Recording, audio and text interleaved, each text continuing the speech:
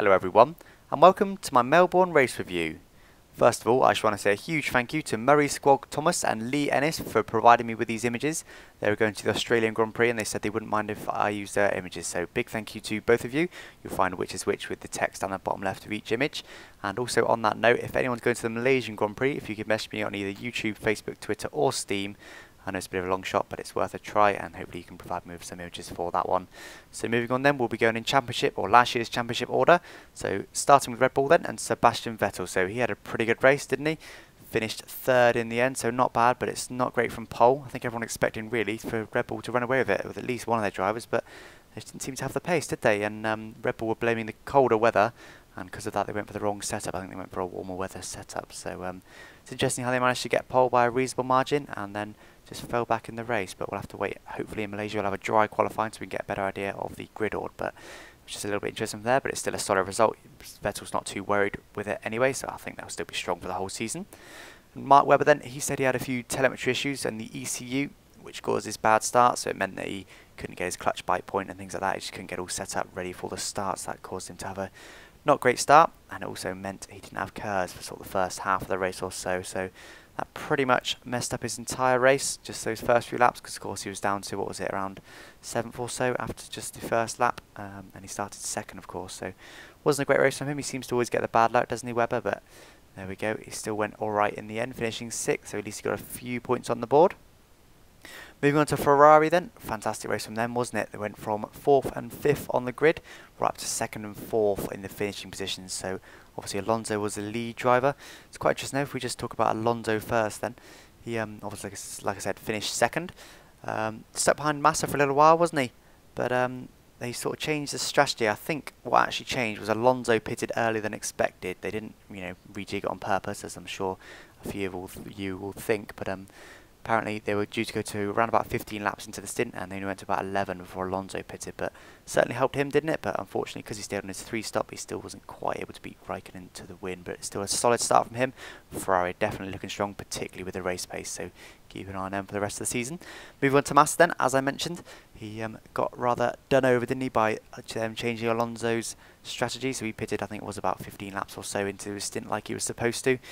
I think he probably should have gone for a 2-stop, then he might have been able to, well, he was ahead of Raikkonen before he pitted, so he could have even been able to beat Raikkonen if he stayed on a 2-stop, but he didn't. He, well, rather changed to a 2-stop from a 3-stop, but he stuck with his 3-stop, and obviously just winded up behind both Alonso and Vettel into 4th place, so just outside the podium. But he was looking strong, wasn't he?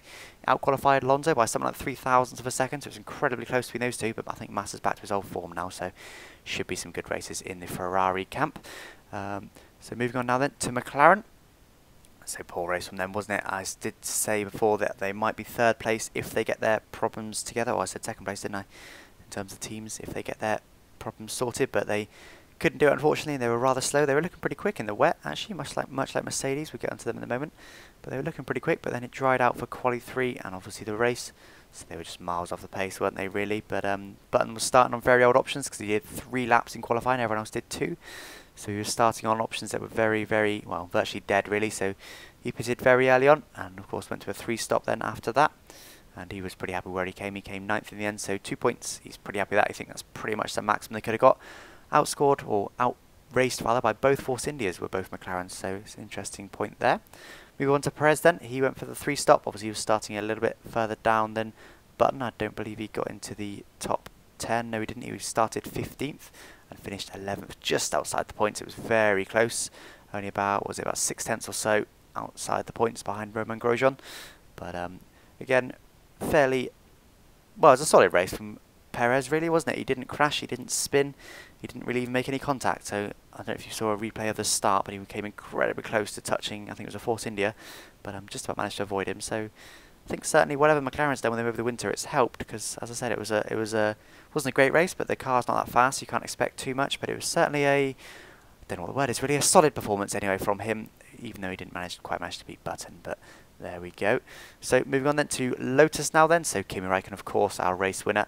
Late switch to a 2-stop. Well, not a late switch really. He pitted on the same lap as Alonso in the first stint. So I think they did about 6 or 7 laps or so, maybe a bit more on the options in the first stint. Pitted, then went for a 2-stop from there and did 2 stints on the primes.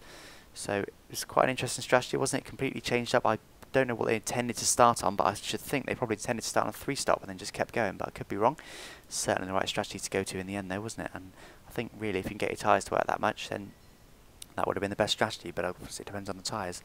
Lotus looks very light on the tyres, and their race pace also looks very solid. It's qualifying, possibly not so much, so it's quite an interesting compromise there, but certainly the right strategy from Raikkonen. They're fantastic drivers, well, it must be said.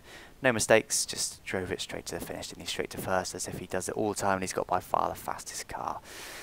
Moving on to Grosjean then, fairly nondescript race really he had, didn't he? He wasn't really anyway, he finished 10th in the end, so he got a single point.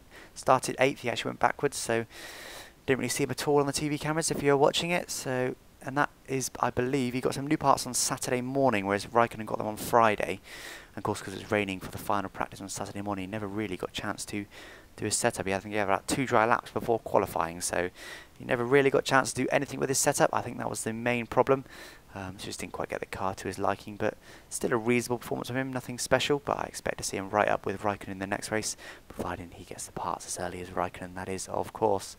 Mercedes next then, so solid performance from them, wasn't it? I did predict that they were going to be second fastest if McLaren couldn't get it together, and Lewis Hamilton put it on 3rd behind the 2 Red Bulls, so the second fastest team, so I was right with them. They're certainly looking solid, at least in qualifying, and definitely in the wet. Rosberg was very fast in the wet during qualifying. During the race though, they seemed to drop off, but I just want them to be on the same strategy as everyone else and see how they get on, because in the last stint, they were matching Webber in the Red Bull and matching pretty much everything really, or Hamilton was, because obviously Rosberg went out, we'll get to that in a moment. But Hamilton was looking good in the last stint when he was pushing. Of course switched to a 3-stop from a 2-stop, so most people went to about lap 8 or so on the options. Hamilton went all the way to lap 16, so twice as far as anyone else on the options, so I was thinking, well, this looks good. Could be going for a 2-stop, maybe even a 1-stop if you can really get out, but didn't. He was on the track for a 2-stop, but then just for some reason couldn't seem to get the primes working. I'm not sure, really too much sure what happened, but just couldn't quite get the primes working, could he? So it meant he had to switch to a 3-stop late, which of course then his entire race was compromised. I think he was conserving tyres in the first and second stints really to try and get that 2-stop to work, but it didn't quite work. And the options, as we saw with Sutil right at the end, was very, very slow really, wasn't it, compared to the prime tyres. The option tyres were not good, the super softs. So it's easy just to say, yes, Mercedes have got bad race pace, but to be honest, I think it's not far off everyone else's. I think there was just a bit of a strange strategy call to try and do a 2-stop and then give up. I think they could have done it, to be honest, but just with a bit more holding on, but didn't manage it. So let's hope for everyone to be on the more or less the same strategy in Malaysia, so we can at least get a good idea of race pace. So Rosberg then, of course, he stopped, didn't he? Unfortunately for him, he was running about 5 seconds or so behind Lewis before he stopped. And apparently that was just an electrical failure. He said he felt a few blips before, and then the engine just cut out in him, I believe. So unfortunate for him, and it's a little bit of a worry. Hopefully Mercedes can get them sorted. We don't mind one-off issues, but consistent issues are not good. So hopefully they can get all that sorted for the rest of the season. So Sauber next then. So of course Nico Hülkenberg didn't actually start, did he? He did qualifying, and he qualified, let's have a look, qualified 11th, so just outside the top 10, which actually would have been a fantastic place because he could have started on brand new tyres, much like Adrian Sutil did. Again, we'll get onto him in a moment. But yeah, they had a fuel issue for some reason. Between qualifying and the race, they discovered a fuel issue, couldn't get it fixed in time, so he didn't race. So quite interesting really, but it's very strange. You don't often get them not starting, do you? You sometimes get them starting even if they don't think they can finish the race, just to, you know, give it a go, but they didn't even bother starting. I think it was on safety concerns, so interesting one there. Esteban Gutierrez then, his teammate, had a reasonable race, finished 13th in the end, starting 18th on the grid, so he certainly came up, but I think Sauber are slower than I gave him credit for. I think Force India are faster than them. I said Sauber were just behind Williams, and I was wrong about Williams. I know that Williams are very slow, but I thought Sauber was going to be the next best, but they're not. They're probably ahead of Williams, but not by a lot, so it's just been a, you know, fairly slow start really. And of course he's a rookie, so it was his first race. He just wanted to get to the end. He said that before, so he managed to get to the end at least, so reasonable race from him, but not a lot really doing, down in 13th place in the end. Force India then, so of course it was an interesting race from them, wasn't it, with Adrian Sutil winding up finishing 7th, not amazing, but of course he led the race on 2 separate occasions, didn't he? Fantastic race from him. So he started on the prime tyres, he ended up starting 11th in the end, obviously because of Nico Hülkenberg not starting. So he got a good start, I believe, as I said, on the prime tyres, which of course were the tyres to be on the whole race, so he very much managed to stick with the guys on the options, and to be honest, his race pace all through the race was right up there, wasn't it? He was actually pulling away from Sebastian Vettel in the Red Bull at times, and I think Force India have got a very strong car this year. It's much stronger than last year in terms of a starting point. I don't know how they'll develop it. I'm couldn't imagine they'd develop it as good as the top teams, but certainly a very good race from him. As I said, led on 2 separate occasions, looking like he might even get a podium, but of course his final stint had to be on options because it didn't rain and he hadn't used them yet, so he had to use them, and they were just completely terrible for him. I think they went off when he was really slow and then they came back to him a little bit, so he managed to finish ahead of his teammate at least, but finished 7th in the end, up from 12th on the grid, or 11th really, after the Hulkenberg didn't start. So very solid race from him.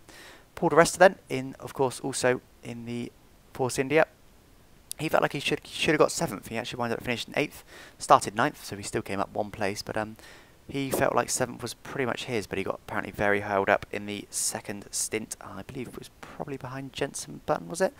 Someone, anyway. He certainly got held up in the second stint, and he actually did a 2-stop. So it's interesting how the 2 Force Indias, because Soto did a 3-stop, I believe, and di Resta did a 2-stop, and they were only, what, 3 seconds or so apart in the end. So it shows how close it is even on separate strategies. It's an interesting one there. But again, solid race from him. A little bit disappointing that he got held up, but I mean, to finish 3 seconds behind your teammate who was leading the race at a couple of points, you can't complain at that really, can you? So solid race from him. We'll have to see how that plays out in the next race. Williams then, on to Williams. So Maldonado, very disappointing race from him. He's been complaining all weekend, hasn't he, that the car's undrivable. He's been saying, he's been just basically slagging the car off, hasn't he? He's not happy with it at all. So it's not a good car, we know that, but making a mistake isn't really acceptable, is it? Under any means, he just under braking, ran a little bit too wide, touched the grass, and then of course touched the brakes and just spun it around, as I'm sure all of you have seen many times, and spun straight into the gravel, winded up being beached, and that was the end of his race. So wasn't going to be spectacular even without that spin, probably wouldn't have scored any points. On to Valtteri Bottas then, down in 14th he finished, started in 16th, so 2 places up. He was a lap down on the leaders, but again, fairly nondescript really, is fairly anonymous. Not a lot can be said, to be honest. As I said, Williams have got a slow car, so not a lot more can be expected. So at least he finished the race anyway, that's at least something.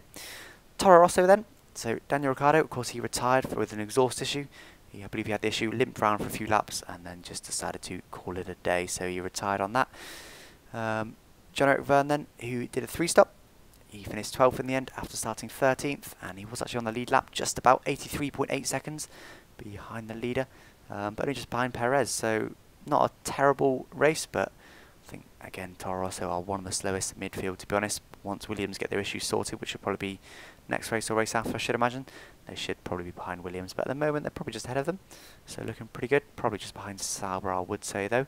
So reasonable race from them. Again, nothing really to be said there. On to Caterham then, as I predicted correctly, they are indeed the slowest car, as it would seem at the moment. So Charles Pic then is first. He was the leading Caterham. He winded up finishing in 16th place from 22nd on the grid, with 4 retirements of course, so that helped. He did a 2-stop, so it looks like they can conserve the tyres some if they need to. So reasonable race from him, being leading Caterham. Of course he's got that year experience last year in Marussia, so he's got a bit more experience than his teammate. Moving on to him, Guido van der Garde. I'm not sure how to pronounce that. Someone said I pronounced it wrong in one of my comments last time, but that's my best guess anyway. I'm English, what do you expect? So he did a 3-stop then, and he was last of the people still running, unfortunately. He ended up being 2 laps down then, as was the other back runners, including Charles Pic. Actually, I didn't mention that, 2 laps down.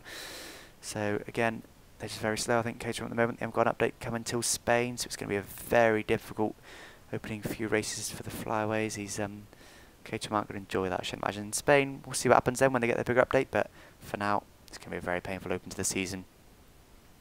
Finally then, on to Marussia. So they've definitely got a better car than Caterham, haven't they? But they're still a little way off the midfield, but not as far as last year. They've definitely closed the gap to the midfield, so fair play to them. They might even have a couple of chances to get into Q2 if they push hard, and there's, perhaps, a little bit of, perhaps a driver makes a mistake or a bit of rain or something like that. So they're a lot closer, so we'll see what happens over the course of the season, but I shouldn't imagine they'll be able to develop much faster in the midfield, to be honest. Jules Bianchi then was the only driver in one of the new teams, at least, that was on the, only 1 lap down only, compared to the 2 laps that the rest of the new teams or newer teams were. Solid race for me.